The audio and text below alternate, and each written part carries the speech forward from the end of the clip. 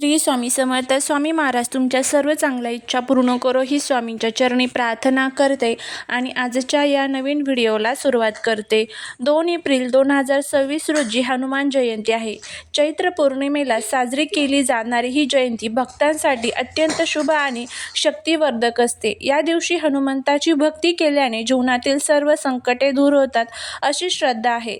हनुमान जयंतीचे महत्त्व, या दिवशी करायचे काही विशेष उपाय आणि या दिवशी एक अतिशय प्रभावी असा हा उपाय आपल्याला करायचा आहे.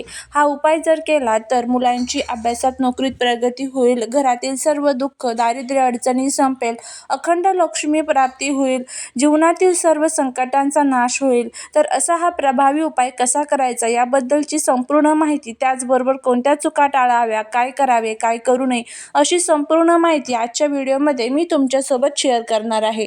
त्यामुळे व्हिडिओ हा स्किप न करता शेवटपर्यंत नक्की पहा. जर तुम्ही या चॅनलवरती नवीन असाल तर चॅनलला सबस्क्राईब करा आणि असेच माहितीपूर्ण नवनवीन व्हिडिओ पाहण्यासाठी बेल आयकॉनलाही प्रेस करा, म्हणजे जेव्हा कधी मी नवीन व्हिडिओ अपलोड करेल त्याचं नोटिफिकेशन सर्वात अगोदर तुम्हाला भेटेल आणि तुम्ही एक पण व्हिडिओ मिस करणार नाही. त्याचबरोबर कमेंटमध्ये ओम हनुमते नमः लिहायला विसरू नका, जेणेकरून हनुमानाची तुमच्या कुटुंबावर, मुलांवर अगदी भरभरून अशी कृपा होईल. हनुमान हे शक्ती, बुद्धी आणि असीम भक्तीचे प्रतीक आहेत. त्यांची उपासना केल्याने आत्मबळ वाढते. हनुमानाला संकटमोचक म्हटले जाते. जीवनातील अडथळे आणि नकारात्मक ऊर्जा दूर करण्यासाठी हा दिवस विशेष मानला जातो.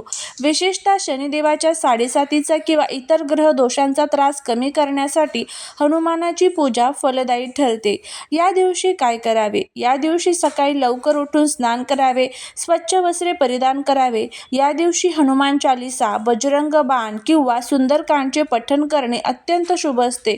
शक्य असल्यास या दिवशी उपवास धरावा.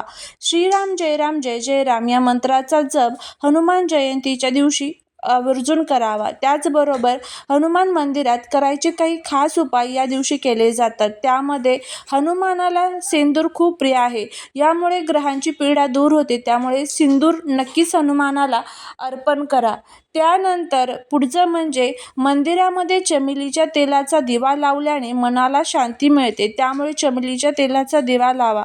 11 किंवा 21 रुईच्या पानांवरती राम नाव लिहून त्यांची माळ हनुमानाला अर्पण करा. त्यामुळे भगवान हनुमान हे आपल्यावरती खूप प्रसन्न होतात. हनुमानाला बुंदीचे लाडू किंवा चण्याच्या डाळीचे पीठ, पिठलं भाकरी अर्पण करणे खूप शुभ मानले जाते. त्यामुळे हा नैवेद्य आवर्जून अर्पण करा. त्याचबरोबर नारळाला शेंदूर लावून तो हनुमानाच्या चरणी अर्पण केल्याने रखडलेली कामे मार्गी लागतात.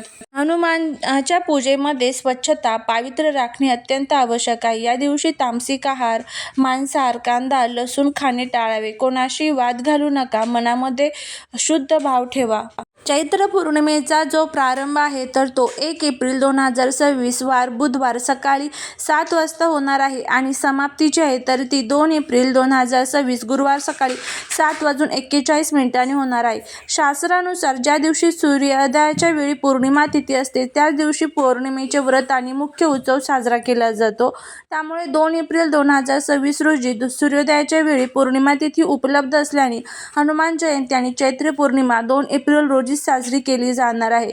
चैत्र महिना हा हिंदू कॅलेंडरचा पहिला महिना आहे. त्यामुळे या पौर्णिमेला विशेष धार्मिक महत्त्व आहे. याच दिवशी पवनपुत्र हनुमानाचा जन्म झाला होता, म्हणून हा दिवस देशभरामध्ये मोठ्या उत्साहात साजरा केला जातो. या दिवशी पवित्र नद्यांमध्ये स्नान करणे, गरिबांना दान देणे अत्यंत पुण्यकारक मानले जाते. यामुळे पापमुक्ती होऊन सुख समृद्धी मिळते अशी श्रद्धा आहे.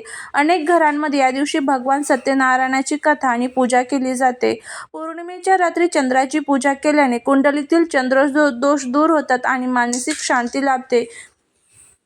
चैत्र पौर्णिमा ही हिंदू वर्षातील पहिली पौर्णिमा असल्याने धार्मिक आणि आध्यात्मिक दृष्ट्या तिला विशेष महत्त्व आहे. या दिवशी आपल्याला सकाळीच महालक्ष्मीचा अभिषेक करायचा असतो. पूजेत कवड्यांना हळद कुंकू लावून देवी लक्ष्मी समोर ठेवा. पूजा झाल्यानंतर त्या लाल कपड्यात बांधून आपल्या तिजोरीत ठेवा. रात्री गाईच्या दुधाची खीर बनवून त्यात थोडी केसर टाकावी आणि देवी लक्ष्मीला हा नैवेद्य अर्पण करा. सकाळीच मुख्य दरवाजा स्वच्छ धुवून उंबरठ्यावर स्वास्तिक काढावे, हळदी कुंकू व्हावे. यामुळे नकारात्मक ऊर्जा घरात प्रवेश करत नाही. घरात पुसण्याच्या पाण्यात थोडेसे समुद्री मीठ टाकून घर पुसावे, यामुळे घरातील वास्तुदोष दूर होतात. रात्री जेव्हा चंद्र पूर्ण प्रकाशात येईल तेव्हा चंद्राला दूध मिश्रित जल अर्पण करावे. त्याचबरोबर या दिवशी तांदूळ, दूध, साखर आणि पांढरे कापड गरजू व्यक्तीला दान करणे अत्यंत शुभ मानले जाते. पौर्णिमेच्या दिवशी पिंपळाच्या झाडामध्ये लक्ष्मी आणि विष्णूचा वास असतो असे मानले जाते. त्यामुळे सकाळीच पिंपळाच्या झाडाला जल अर्पण करावे.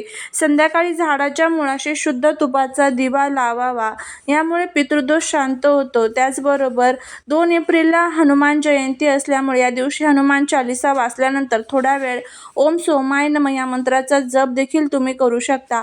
या छोट्या छोट्या गोष्टी ज्या आहेत तर त्या तुम्हाला 2 एप्रिल म्हणजेच हनुमान जयंती आणि त्याचबरोबर चैत्र पौर्णिमेच्या दिवशी ज्या आहेत तर त्या करायच्या आहेत आणि काही गोष्टी ज्या आहेत तर त्या टाळायच्या आहेत. या दिवशी ज्या गोष्टी सांगितलेल्या आहेत त्या जर केल्या तर संपूर्ण वर्षभराचं जे फळ आहे तर ते आपल्याला मिळत असतं. त्यामुळे आपल्याला ह्या सर्व गोष्टी करायच्या असतात. त्यानंतर आपल्याला हा जो एक अतिशय प्रभावी असा एक उपाय आपल्याला करायचा आहे. तर आपल्याला काय करायचं आहे, या झाडाचं एक पान जे आहे तर ते आपल्याला आपल्या घरामध्ये घेऊन यायचं आहे. आता हा उपाय आपल्याला कशासाठी करायचा आहे, तर आपल्या घरातील जे काही दुःख दारिद्र्य आहे तर ते सर्व दूर होण्यासाठी, मनातील इच्छा पूर्ण होण्यासाठी आणि आपल्या घरामध्ये असणारा जो काही शत्रूंचा त्रास आहे तर तो सर्व त्रास संपण्यासाठी आपल्याला हा जो उपाय आहे तर तो करायचा आहे.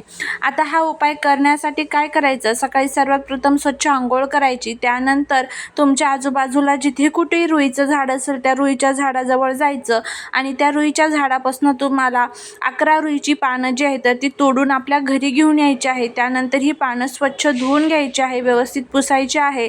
त्यानंतर ह्या प्रत्येक पानावरती शेंदुराच्या साह्याने तुम्हाला राम हा जो शब्द आहे तर तो लिहायचा आहे.